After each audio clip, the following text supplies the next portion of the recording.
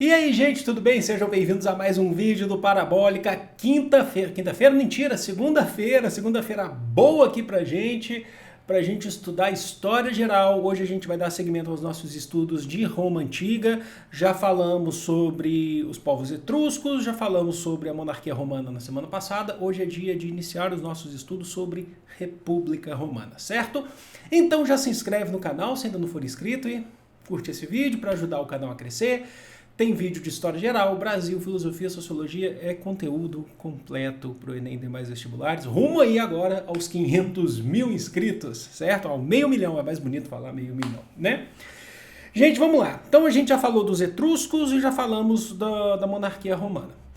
O período de república, eu quero que vocês entendam, a gente vai separar aqui em duas videoaulas, que senão fica muito grande, porque o período de república é o maior período, se eu não me engano, é o maior período em tempo da Roma Antiga, ali seguido de pertinho pelo Império, né? Mas a República é muito importante, tão importante quanto o Império. Então tem muita coisa. A gente vai dividir entre falar um pouquinho da estrutura política. Hoje a gente vai, a gente vai passar a limpo essa estrutura política de Roma, falar das suas questões sociais. E na semana que vem a gente vai falar sobre o desenrolar, sobre os nomes que a gente conhece do Triunvirato, a gente vai falar de Júlio César, né, como ditador perpétuo de Roma. Mas para a gente falar daquilo, a gente precisa entender como que funciona essa estrutura política. E a República Romana, ela dura de 509 a.C. a 27 a.C. Então é muito tempo aí. São quase 500 anos de história de República Romana. E ela aconteceu por praticamente um golpe de Estado do próprio Senado, que eu falei na semana passada para vocês, que é uma instituição, a instituição mais duradoura ao longo da República, passou pelos 3 períodos de monarquia, república e império. Ora ela perde força, ora o Senado está mais forte. A gente vai ver isso aqui, inclusive. Porque o último rei de Roma, Tarquínio o Soberbo, havia tido uma política violenta contra opositores, tentando governar acima do próprio Senado. E aí houve essa disputa, porque a maioria do Senado era formado por patrícios latinos, de origem latina, certo? E aí você teve esse conflito que resultou, inclusive, na expulsão de Tarquínio e grande parte do povo etrusco de Roma, principalmente depois do filho de Tarquínio, sexto Tarquínio, ter abusado sexualmente de Lucrécia, né, que era uma filha de senadores, de pessoas importantes de Roma, de um senador, e ela até inclusive se matou, né? Ela se suicidou após ter sido abusada pelo filho de Tarquínio Soberbo. Ou seja, eles saíram, foram expulsos, e aí o Senado decide proclamar uma república que vai dar amplos poderes às pessoas mais próximas ao Senado, em vez da gente ter um rei agora, certo? Vamos lá então, características importantes, que essa é uma parte assim muito importante para vocês anotarem. República vem de coisa pública. Isso está tudo ligado, todos os pontos que a gente vai falar aqui, eles estão super conectados. Pela primeira vez na história de Roma, o Estado romano, agora que a gente vai falar da estrutura, como é que vai funcionar, vai precisar olhar para o povo mais humilde, olhar para a plebe, para os plebeus, vai precisar ter uma política preocupada no bem-estar dessa plebe, porque senão a coisa pode piorar, porque senão a gente pode ter revoltas. Então, a gente vai ter construções públicas em Roma, a gente vai ter preocupação em feiras, em eventos, em várias coisas, em direitos para o povo. Então, é nesse período da Roma Antiga que a gente começa a ter aquela famosa ideia de separar para poder identificar bem o que é público e o que é privado, o teu direito privado, o teu direito público, porque é preciso ter agora uma preocupação com o pessoal. E por quê, gente? Porque Roma está em constante crescimento. É na República que Roma deixa de ser aquela vila lá no Lácio e se transforma agora num extenso território. Ainda não é o Império, é a República. Mas isso é muito importante que vocês saibam, que confunde muita gente. É durante a República Romana que a gente vai ter o maior grau de expansão territorial. Roma vai chegar no norte da África. Todas as guerras mais específicas eu vou colocar na semana que vem para vocês, mas é importante que vocês já saibam. Chega no norte da África, sobe a Península Itálica, chega inclusive ao sul da França, onde a gente vai ter guerra com os gauleses. A própria história do Asterix conta isso, né? Que é dentro da República de César, né? César foi um ditador perpétuo de Roma, ao contrário do que muita gente sempre achou que ele fosse imperador, é porque confunde mesmo. Mas é aí que Roma vai chegar, inclusive, a chegar mais ao leste europeu, vai chegar na Grécia, é aí que Roma vai chegar nesse período no norte da África, como eu falei para vocês. Vai ter um domínio sobre o Egito, vai ter relações, inclusive, dos romanos com os egípcios lá em Alexandria, né? Vai chegar na Ásia. Então Roma está em constante crescimento e na República que a gente tem essa maior expansão. Quando a gente vira no Império, o Império ele já é um período já que vai parar esse crescimento, mas é quando a gente já vai ter Roma imperando sobre esses outros territórios de forma mais consolidada. Aqui nesse período de República é o período de guerras, de expansão. A dica que eu dou muitos locais da Europa, vale para a Europa, para a África e para a Ásia, tá? Não vale para a América, fiquem ligados nisso. Onde você tiver aqueles aquedutos, né, os arcos romanos, ali pode ser sinal de expansão territorial romana, porque os aquedutos eram uma forma prática dos romanos, inclusive de irrigação, entre outras coisas. Então havia ela acaba sendo também uma representação de domínio político de Roma, domínio militar de Roma. Por que eu falo não cabe na América? Porque existem, por exemplo, o arco, a gente tem aqui na América, por exemplo, os arcos da Lapa, que são referência, mas não são um período romano, tá? Fiquem ligados nisso, tá? Então é bem tranquilo nesse sentido, né? E aí vocês já vão perceber, então, que a gente vai ter uma grande força militar durante o período da República. Então a gente vai dar muita ênfase ao militarismo, porque é através desse militarismo que se consegue essa expansão territorial. E puxando esse gancho do crescimento, logicamente que a vilinha de Roma se torna grande, se torna uma grande cidade.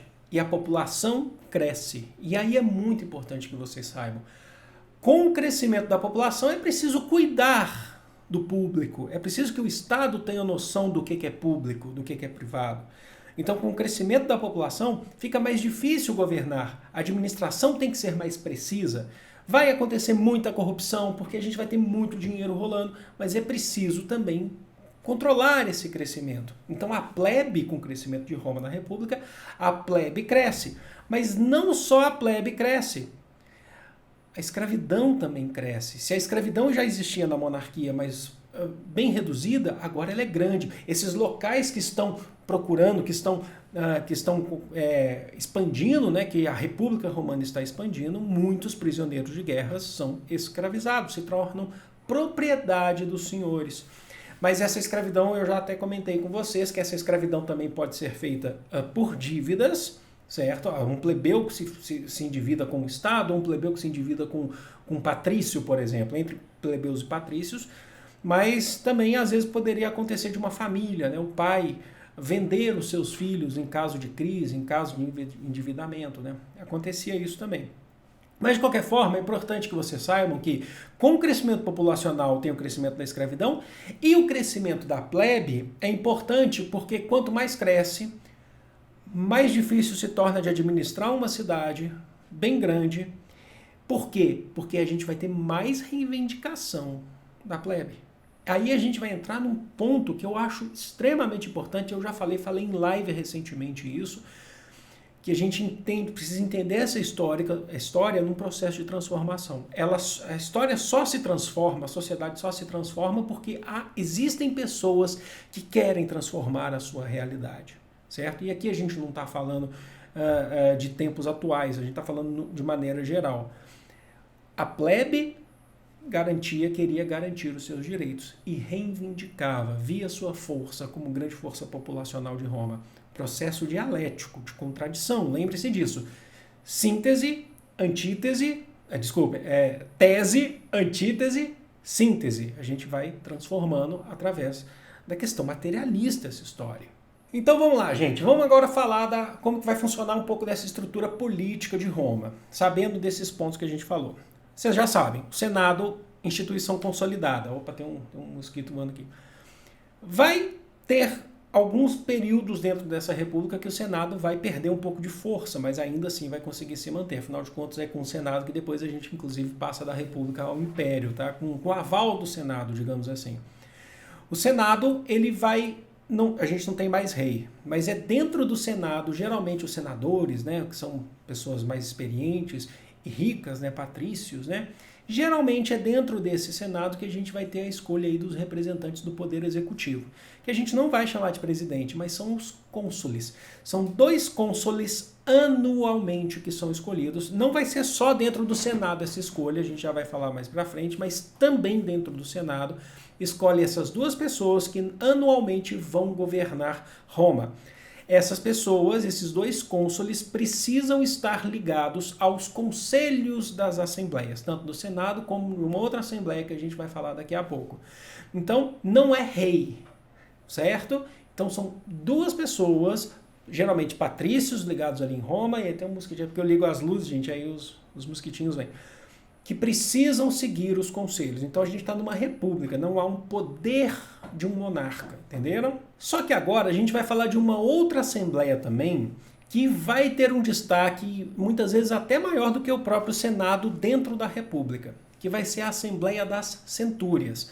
A Assembleia das Centúrias ela foi formada durante a monarquia romana, mas a sua principal atuação ela foi formada no finalzinho lá pelo Sérvio Túlio, tá? Que também era um rei etrusco. Mas a sua principal atuação vai ser dentro da República. Centúrias, a gente está falando então da força militar, de grupos, né, de comando militar, os centuriões, né? Então a gente vai ter essa força militar. E essa Assembleia das Centúrias, ela não era realizada dentro da cidade de Roma. Ela era realizada no que a gente vai chamar de Campo de Marte, fora da cidade onde as pessoas viviam, onde você tinha um mercado, essas coisas todas. Agora dá pra ver, né? Borboletinha aí. Principalmente porque as pessoas que frequentavam essa assembleia, os membros da assembleia, eles eram armados, e dentro da cidade de Roma não se andava armado, dentro da questão das residências. Então eles ficavam ali fora, certo? Então eles precisavam decidir várias coisas ali. Essa assembleia não era pequena, ela era formada por 193 grupos, que a gente vai chamar de centúrias. Existia, sim, uma pequena representatividade, pequena eu falo por conta da importância política ali, tá? Mas o número de pessoas era até razoavelmente grande, da plebe. Mas dentro da plebe você ainda tinha algumas divisões, né? Tipo, como a gente teria, por exemplo, uma classe A, B, C ou classe média alta, alguma coisa assim, existiam os plebeus que eram um pouquinho mais ricos e eles que estavam ali tendo mais participação na Assembleia das Centúrias, porque também participavam muitas vezes das legiões dos exércitos romanos. Mas o que acontece, gente? Na verdade, os plebeus eles eram desses exércitos romanos, não na cabeça, mas como soldados, né? Mas o que acontece é que nessa hierarquia eram 193 grupos, centúrias, sendo que as 20 primeiras eram formadas pela aristocracia, os patrícios. E essas 20 primeiras tinham o maior poder de voto, inclusive poder de veto sobre outras decisões da própria Assembleia das Centúrias. Certo? Então a gente vê uma nova Assembleia surgindo, mas que ainda assim você tem na cabeça a força dos patrícios. E o que a Assembleia das Centúrias fazia de tão importante? Eu vou colocar aqui para vocês, eu vou falar, mas vocês vão entender que é praticamente tudo em relação à política em Roma, tá? Até mesmo em um determinado período, mais do que o próprio Senado. Como? Que horas são? Tá tocando o sino ali. Vamos lá. Poder de legislar sobre Roma, de uma forma geral, legislar, criar leis. Poder de discutir sobre guerra e paz, afinal de contas estamos falando de centúrias, de forças militares, então decide, no momento da república isso é muito importante, definir estratégias de guerra ou de controle, de paz, entre outras coisas, além de escolher, nomear e aconselhar cargos executivos em Roma, escolher esses magistrados, como é o caso, atenção, os nomes que eu vou colocar para vocês, dos pretores, que eram as pessoas com cargos públicos do mais alto nível, né, na hierarquia romana. Contando aí como os cônsules, como membros de conselhos mais próximos dos cônsules. Então esses são os pretores. Como, por exemplo, nomear cargos dos magistrados, os cargos públicos mais altos de Roma, como os próprios cônsules. Então eles estavam ali ligados, inclusive junto com o Senado, para nomear os cônsules que vão governar Roma. Lembrem-se, cônsules vão precisar seguir os conselhos das assembleias.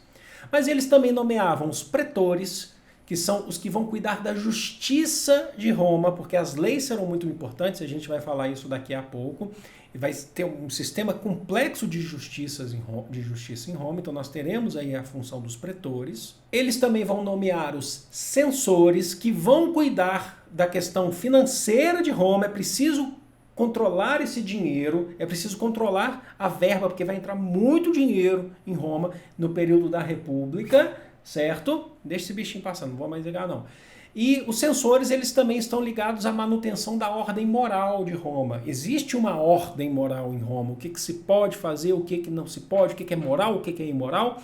E daí vem o nome censores, eles censuram, né, através dessa ordem moral, o que eles não acham que sejam coisas aptas ou que vão ao encontro do que se acredita enquanto sociedade em Roma. E eles também nomeavam os questores. Quem eram os questores? Os que cobravam impostos. Eles não eram muito bem vistos porque eles cobravam muitos impostos, principalmente dos plebeus, certo? Então a Assembleia das Centúrias, vocês podem perceber que elas são uma assembleia bem abrangente e que consegue centralizar muitas coisas do que é a política em Roma durante o período republicano. Gente, mas no ano de 495 a.C., pouco tempo depois, algumas décadas só depois da proclamação da República Romana, a gente vai ter uma grande crise entre patrícios e plebeus.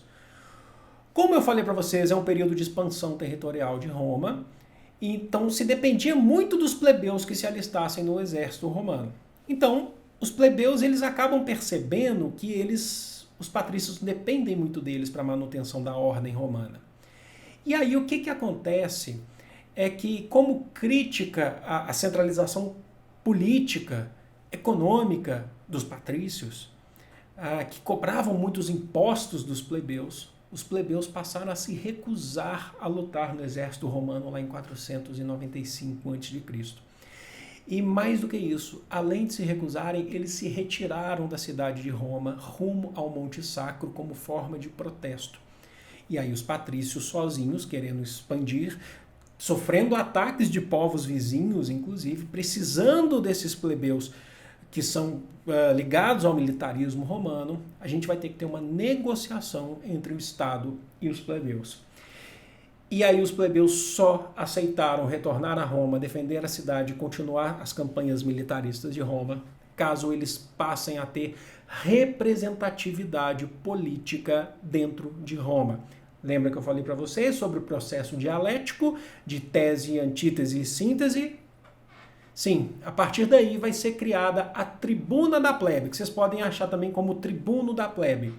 Alguns membros plebeus organizarão um pequeno grupo, uma assembleia que vai ter representatividade e força em relação à Assembleia das Centúrias e até mesmo ao Senado para garantir direitos aos plebeus. E o que a tribuna da plebe vai fazer? Legislar principalmente sobre os plebeus. Vai poder ter poder de veto em relação a algumas atitudes dos cônsules, do Senado e da própria Assembleia das Centúrias em relação aos plebeus. Então ela vai dialogar com as outras assembleias também, então vai criar leis, vai dialogar com as outras leis, inclusive tendo poder de veto, e eleger um cargo que a gente vai chamar de edil. O que é isso? A gente vai ter um cargo público que vai ser indicado pela tribuna da plebe, que esse cargo vai ser o cara que comanda esse cargo, o plebeu que comandar esse cargo, vai ser o responsável por fiscalizar a ordem romana para ver se os plebeus estão sendo atendidos dentro da legislação romana. Olhem só o quanto que a gente já está passando por um processo de transformação. Aí eu falo para vocês, o Senado gostou? Os patrícios gostaram? Logicamente que não. Mas era preciso negociar com uma plebe que só crescia em Roma e fazia com que o próprio Estado dependesse deles. E é daí, da tribuna da plebe, que a gente vai ter a criação, atenção que é muito importante, da Lei das 12 Tábuas. um conjunto de leis que vai ser criado ali durante esse processo na tribuna da plebe, que inicialmente não vai ser aceita pelo Senado, mas aí a gente vai ter que passar por processo de negociação novamente, que vai vigorar em Roma, principalmente com o objetivo de colocar uma lei igual, ou mais próximo disso, para patrícios e plebeus. E ela já começa na sua execução, ou na sua criação. Essa vai ser a primeira lei de Roma que vai ser escrita. Atenção, não é a primeira lei do mundo escrita, mas é a primeira lei de Roma, porque antes disso os acordos eram verbais e com acordos verbais, principalmente feitos pelos patrícios, os plebeus sempre ficavam de fora. Então agora a gente precisa ter uma lei escrita para garantir direitos para todos, certo? E logicamente, como eu gosto de fazer conteúdo bem didático e completo para vocês, falando dessa estrutura política, eu fiz um resuminho aqui para passar na tela para vocês das 12 tábuas, da lei das 12 tábuas, um resumo do que corresponde cada dessas leis. E aí eu já quero, antes da gente passar, eu já quero que vocês saibam que a lei das 12 tábuas, ela vai influenciar muito na história ocidental e também na oriental. Ela vai chegar lá no Império Bizantino, quando a gente vai ter o Império Romano do Oriente, quando acabar o Ocidente, o Império Romano do Ocidente, e a gente vai ter lá o Código de Leis Justiniano, vai ser baseado, inclusive, nas leis das 12 tábuas, porque vão trabalhar com direitos e deveres aí. E também tem influência hoje, juridicamente, no mundo ocidental, que está no Brasil. Vocês vão perceber isso, mas o que eu quero que vocês entendam é que não é ao pé da letra. São influências, coisas que encontraram que tinham fundamento, que foram seguindo, se modificando, mas ainda mantendo alguma essência ao longo do tempo, certo? Então vamos lá, eu vou colocar aqui para vocês. Na tela aí, Lei das 12 Tábuas, eu fiz um compilado e resuminho dessas 12 leis aí pra gente. Vamos lá. Tábua 1. Comparecer se for chamado em juízo. Se você for chamado em juízo, você precisa comparecer. Caso não compareça, poderá ser preso ou presa, né? Então tá. Você já percebe que já rola uma pequena influência hoje aqui, tirando esse bichinho aqui que tá voando em mim. Tábua 2. Se a pessoa for pega em flagrante, essa aí é meio absurda, mas ó, cometendo furto durante a noite, será sentenciada à morte. Se for à noite, será sentenciada à morte. Caso seja dia, o ladrão será fustigado, que significa açoitado, vai sofrer chicotadas no alto da rocha Tarpeia, lá em Roma. Ok, se for de dia, tá? Se esse ladrão ele for um homem livre, ele se tornará escravo da vítima que ele tentou roubar, certo? Se ele já era um escravo, aí ele está sentenciado à morte, tá bom? Então vamos lá. Tábua 3. Aquele que confessar dívida perante o juiz ou for condenado, ele terá 30 dias para pagar. Caso ele não pague, tá aí como uma extensão que eu já não coloquei, mas caso ele não pague dentro desse prazo, ele pode ser preso. É elevado, inclusive vai permitir a força bruta, né, a violência aí. Tábua 4. O pai, aí já em relação à família, o pater, né, que a gente falou inclusive semana passada, terá sobre os filhos nascidos de casamento legítimo o direito de vida e de morte e o poder de vendê-los. Você pode vender o seu filho, se for um filho dentro do seu casamento legítimo, tá? E como uma extensão dessa lei das 12 tábuas, essa não tem influência hoje não. Só se for na questão do direito da proteção, que aí vai se modificando, mas não de direito de vida ou morte. Pela própria lei das 12 tábuas, caso o filho tivesse nascido, por exemplo, com alguma necessidade especial, o pai tinha o direito de matá-lo. Eu não coloquei aqui, mas é uma extensão, inclusive, dessa tábua 4ª aí. Tábua 5ª. Se o pai de família morrer intestado, não deixando herdeiro seu, que o agnado mais próximo seja o herdeiro. Aí, ó, você já pega uma influência também, né, hoje. Tábua 6ª, é isso mesmo? Quando alguém faz um juramento, contrato ou venda, anunciando isso oralmente em público, mesmo que seja oralmente, olha só a lei das 12 tábuas querendo acabar com a questão oral, assim, fala assim, vamos fechar a questão oral. Deverá cumprir sua promessa. Se falou oralmente, tem que cumprir. Se não cumprir, será condenado em dobro do que ele falou. Tábua 7ª. Se alguém destruir algo, se alguém destruir algo de alguém, será obrigado pelo juiz a reconstruir ou restituir tal coisa. Ok, destruiu, restitui. Ok. Tábua oitava. Essa é bem interessante porque aqui é só uma metáfora para entender a tábua oitava, tá? Que é uma questão em relação à propriedade. É uma metáfora só. Se caem frutos sobre o terreno vizinho, o proprietário da árvore tem o direito de colher esses frutos. Se você tem é só uma metáfora para falar que o que é seu está no seu território, plantado em raiz no seu território, é seu. Se você tem uma árvore que os galhos chegam por cima do muro e chegam até no vizinho, se cai fruto lá, você tem o direito de ir lá pegar. É só uma metáfora para a questão do direito à propriedade em Roma, tá bom? Tábua nona. Se um juiz ou um árbitro indicado pelo magistrado receber dinheiro para julgar a favor de uma das partes em prejuízo de outra, que seja morto.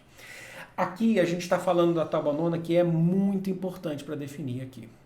É a tábua que vai tentar colocar o processo de isonomia dos juízes, para que plebeus e patrícios sejam julgados com isonomia, para a gente não ter um juízo pendendo só para um lado, nesse caso dos patrícios. O juiz ele não pode pender só para um lado. É um direito conquistado pelos plebeus isso. Então isso é muito importante que vocês saibam, tá bom? Tábua décima. Não é permitido sepultar nem incinerar um homem morto na cidade. Então os mortos eles não eram incinerados nem sepultados na cidade, mas essa lei inclusive trata da lei do funeral, né? Mas ela fala também que não pode beber bebidas alcoólicas também perto. Eu não coloquei aqui porque aqui é mais um resumo, mas não pode beber bebidas alcoólicas perto no funeral. É preciso respeitar a família, né? E o morto, né? Essas questões. Tábua 11, ou 11ª. Essa aqui é muito importante que você saiba. Atenção. Não é permitido o casamento entre patrícios e plebeus. Não poderia casar e a lei das 12 tábuas falou que não poderia. Porque isso teve uma restrição. O Senado não conseguiu aprovar e falou, a gente não permite patrícios e plebeus. Só que essa lei ela não vigorou por tanto tempo. Porque foi revogado pela lei Canuleia, atenção, anotem isso, de 445 a.C., que passou a permitir o casamento entre as classes sociais. A lei das 12 tábuas não permitia, mas lá na frente a lei Canuleia acabou revogando essa parte, a lei 11ª das 12 tábuas, e plebeus puderam casar com patrícios, certo? Tábua 12 ou 12ª. Se alguém fez consagrar uma coisa litigiosa, que pague o dobro do valor da coisa consagrada. Se alguém fez consagrar uma coisa litigiosa, que pague o dobro do valor. Tá, ok. Se você desrespeitou alguma coisa consagrada, se você quebrou alguma coisa, você tem que pagar o dobro. Se for um escravo, o seu senhor deve responsabilizar indiretamente. Afinal de contas, o escravo ele é um pertencente a alguém, entenderam? Ok, gente, onde que eu quero chegar com isso, desses processos sociais, políticos, essa estrutura política que a gente está falando da República? Entender o processo de transformação que Roma vai levar, o tamanho que Roma vai ficar durante o período da República, em quantidade de pessoas, de conquistas, as reivindicações, as contradições, quanto maior cresce uma sociedade, mais contradições surgem nessa sociedade. E aí, na semana que vem, quando a gente, por exemplo, falar dos nomes, do andamento, de como que a República conquistou especificamente na prática regiões e depois ela decaiu para a gente entrar com o Império, é preciso que vocês saibam que a plebe está sempre ali. Lá na próxima aula, por exemplo, quando a gente falar de César, ditador perpétuo de Roma, ele garantiu cidadania enquanto ditador àqueles povos conquistados em outras regiões. Ao mesmo tempo que ele construiu muitas obras públicas ali em relação à plebe. Certo? Ele estava fazendo política, a gente não está falando que ele era bonzinho, não, ele estava fazendo política. E isso, logicamente, desagradou o próprio Senado. E como que César acaba a sua trajetória enquanto ditador perpétuo de Roma? Assassinado pelos próprios senadores patrícios. Então vocês entendem o processo dialético, que eu vou falar 1000 vezes, porque eu sei que fica chato, mas é preciso guardar para a gente entender o andamento da história, certo? Eu quero que vocês deixem aquela curtida, porque ajuda demais o canal a crescer. Espero que vocês tenham gostado e eu vejo vocês em História Geral na semana que vem, mas em História do Brasil amanhã a gente tá aí já, certo? Curte aí, gente. Amo vocês de todo o coração do mundo. Um grande beijo. Fui!